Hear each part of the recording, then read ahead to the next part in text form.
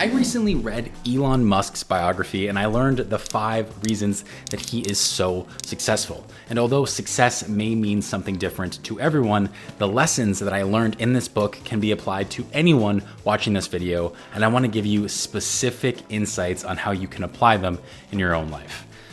And look, between you and me, I know Elon isn't perfect. In fact, he's kind of a piece of shit. Go yourself. Oh, Elon, hey, I didn't... Go yourself. Right, okay. Is that clear? I hope it is. No, for sure. So let's just go to the list. So at Neuralink, which is one of Elon's companies, he essentially wanted to create a chip that went inside of people's brains. And the prototype that the engineers brought back to him were essentially 4 chips, each with a wire, and they led to a router that would go behind the person's ear. And when Elon heard this, he paused for 2 minutes, 2 whole minutes,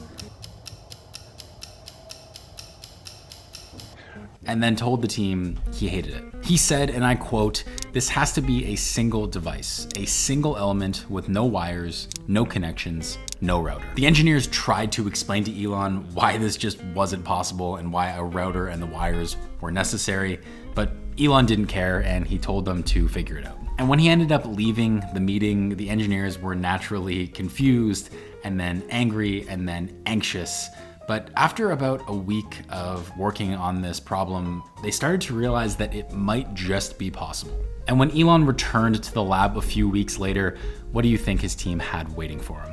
They showed him a single chip that could do everything. One of the engineers working on that team said, "We thought this was impossible, but now we're actually pretty stoked by it." And this is the first reason that Elon Musk is so successful, because he's able to deploy something called a reality distortion field. Elon has this amazing ability to convince himself and the other people that surround him that anything is possible or true.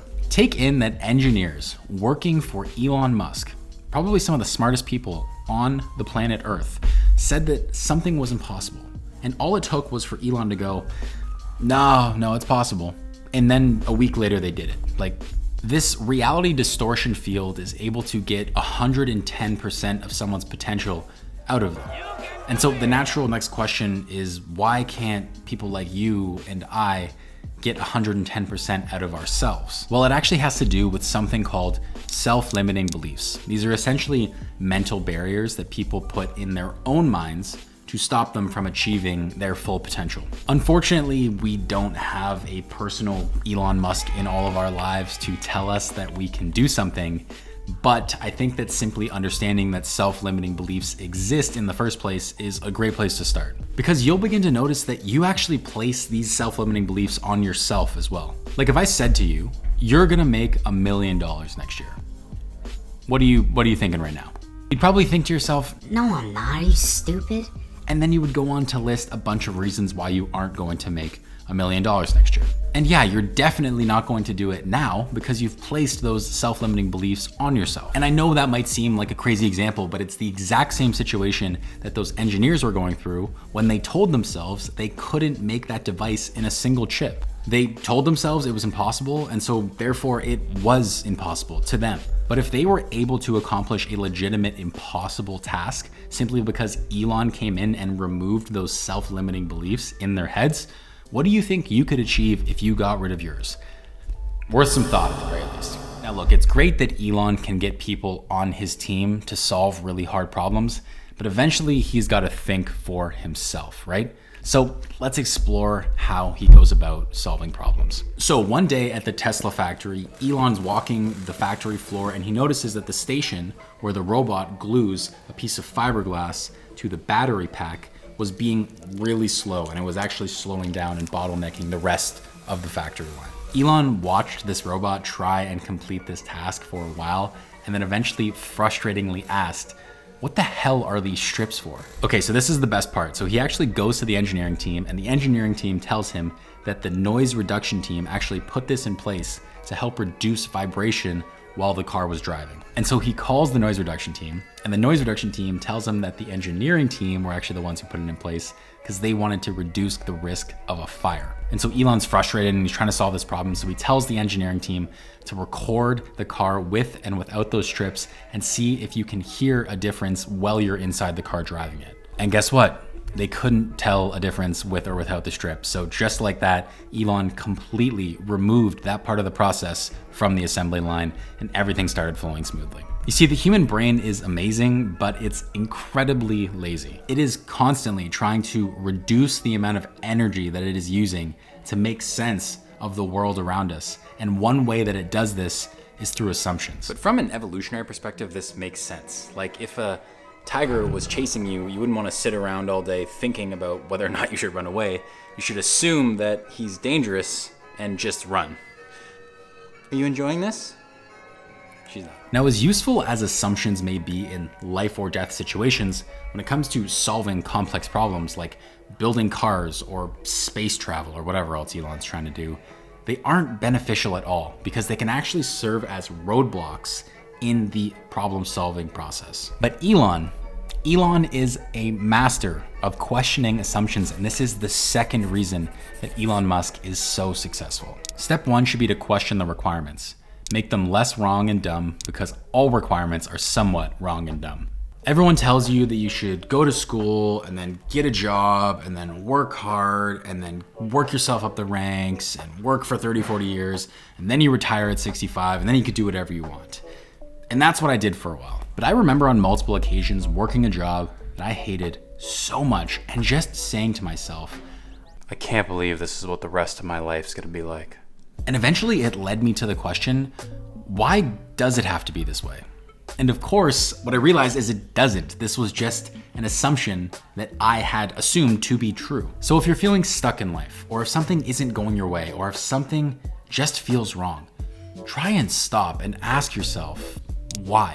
Why am I stuck? Why am I feeling this way? Why does this feel wrong? You'll probably find out that the reason you feel this way is because of some assumption that you are just assuming to be true. But questioning assumptions isn't a natural thing to do. Elon has actually trained his brain to think that way. And the way he's done this is actually through this next line of thinking that has allowed him to develop something called the idiot index. The idiot index figures out how much more expensive a finished product is than the cost of its basic materials. And if a product has a high idiot index, what that essentially means is that the finished product cost can be drastically reduced by just simply figuring out more clever ways to put the materials together. Let me give you an example of this in action. So at SpaceX one time, Elon was trying to build a rocket engine, and they were trying to drastically reduce the cost of producing this engine. And so an engineer actually took every single part from that engine and he ranked it according to Elon's idiot index. He and Elon then went through the list, and Elon from that list was able to determine that the highest ranking parts from that engine on the idiot index were actually because they had to go through something called high precision machining. Elon then figured out who was responsible for making each of those parts in that engine, and he said, and I quote, "We should ask each of them to see if they can get the cost of their part down by 80%. And if they can't, we should consider asking them to step aside if someone else may be able to do so." There is no doubt that Elon is a ruthless dude, but by the end of that meeting, they were able to have a roadmap laid out in front of them that got the cost of that engine down from $2 million to $200,000, a tenth of the cost. This story about the idiot index showcases something called first principles thinking, which is actually the third reason that Elon Musk is so successful. What first principles thinking essentially means is that you take a problem and you break that problem down as far as it can possibly go until you have the fundamental truths about that problem, and then you can work back from those truths to your solution. Most people don't think like this. Like, I definitely don't think like this, and the reason I don't and you don't likely is because it's hard. It requires a lot of mental energy. It's so much easier for us to just assume things and to reason by analogy. But Elon thinks this way constantly. That's why he's so good at questioning assumptions, because he's literally trained his brain to think about every problem from first principles. And realistically, every problem in your life and my life doesn't require first principles thinking. Otherwise, we just spend the whole day thinking. But the important ones do. Let's say you were trying to figure out where you should live. First, you want to ask yourself, what are some truths about myself? Maybe you don't like loud or busy environments. Maybe you're introverted. Maybe you like to spend time alone. Maybe you like walks in nature. So if you reason by first principles, knowing that those are your truths, it doesn't really make much sense for you to end up living in a condo in the middle of a really busy city. But this is exactly what I did. I saw all of my friends moving downtown. I was in my 20s and I thought that the normal thing to do was to go and move into the middle of the city. And so I did it. I reasoned by analogy. I just kind of copied what everyone else was doing. I didn't think for myself about what I actually wanted. And so what I'm trying to say is that if you're watching this, there's a good chance that you have some big decision coming up somewhere in the near future in your life. And when you get to that decision, or before you get to that decision, sit down and try and ask yourself, what are some fundamental truths that I know about myself? And then work towards your solution from those truths instead of just reasoning by analogy or assuming something is going to work out. But thinking about your problems really only takes you so far. Eventually, you have to take action. And this next story is going to tell you exactly how Elon approaches that. Okay, so one night at SpaceX, lightning strikes a test stand for one of the rocket engines. And essentially what happens is it falls over and there's this big bulge in it and there's a rip in the rocket engine's fuel tank. At a normal aerospace company, people would just replace those tanks and that could take months. But SpaceX isn't a normal aerospace company and Elon isn't a normal dude who wants to wait months. So he said, and I quote, "Nah, just fix it. Go up there with some hammers and pound it back out, weld it, and we'll keep going." So the engineers were like, all right, man, let's do that. And they go up and they did it. And after, when they started testing the fuel tanks with fuel in them, you know where this is going. They fully worked. There's literally tons of stories in this book about Elon taking risk after risk.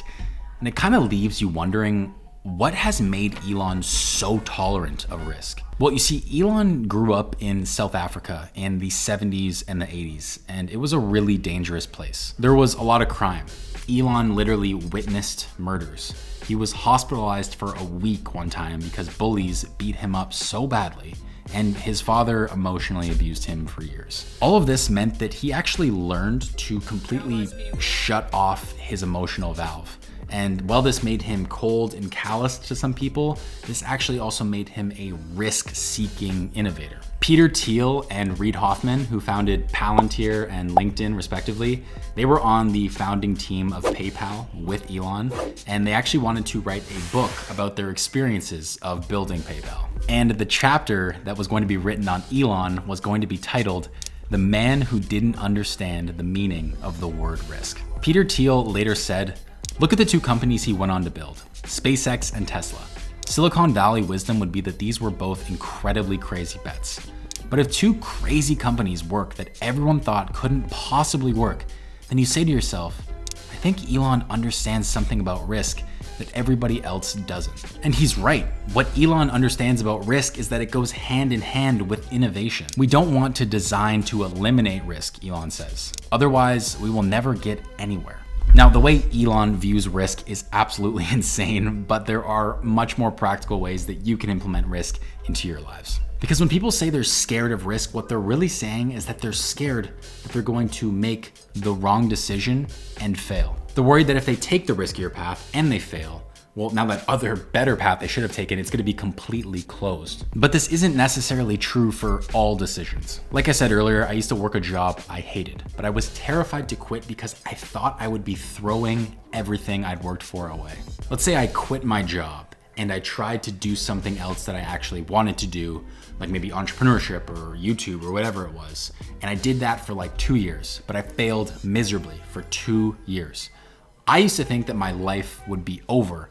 But what I realized that allowed me to finally quit my job is that I could just go back and get the same job I had 2 years earlier. Yeah, I'd be 2 years behind my colleagues and my friends. Maybe they'd be making more money than me. Maybe they got promoted or whatever. There's a social status thing there, but at least I wouldn't die wondering what it would have been like to go and try that thing I really wanted to try. And that's my worst nightmare. Like literally, there was a study done by a nurse who was tending to people on their deathbeds, and she said that the number one regret of the dying was, I wish I'd had the courage to live a life true to myself, not the life others expected of me. Because that's all that this fear of risk is. It's a fear that your decision, if it's a bad one, is going to be permanent, which most of the time it isn't even permanent.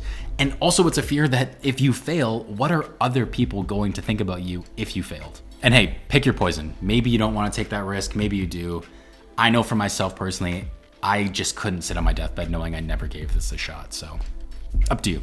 Now look, we've talked about Elon's reality distortion field. We've talked about how he questions assumptions through first principle thinking. We've talked about how he takes lots of risk. But there's still one big question that underlines all of these things we've talked about. And that question is, why does Elon do all this stuff in the first place? Well, when they were at SpaceX, they were trying to figure out how much it would cost to get to Mars and then ways to make money to do that. And one of those ideas was actually Starlink, which is his satellite internet company. Internet revenue is about $1 trillion per year.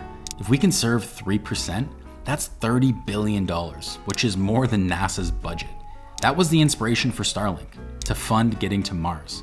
The lens of getting to Mars has motivated every SpaceX decision. That's why Elon does all of the stuff that I've mentioned in this video. He simply wants to get humans to Mars. He first thought about going to other planets when he was 10 years old. At university, one of his closest friends, Robin Wren, recalls he kept talking about making a rocket that could go to Mars. Of course, I didn't pay much attention because I thought he was fantasizing. After reading this book, I truly from the bottom of my heart believe that Elon Musk will get humans to Mars. But maybe that's just his reality distortion field working its magic on me. But he gets everyone to believe in his mission. On his second day at SpaceX, Sam Teller attended a board meeting and commented afterwards, they're sitting around seriously discussing plans to build a city on Mars and what people will wear there. And everyone's just acting like this is a totally normal conversation. But Elon's not crazy. The last reason that Elon Musk is so successful is because he has a single guiding principle that helps him to make decisions across his entire life. And it's become more and more clear to me that the incredibly successful people out there have a laser-like focus on one goal. And I know this because I actually made a video on it right here. So if you want to develop a single guiding principle for yourself, check it out. Thanks for watching.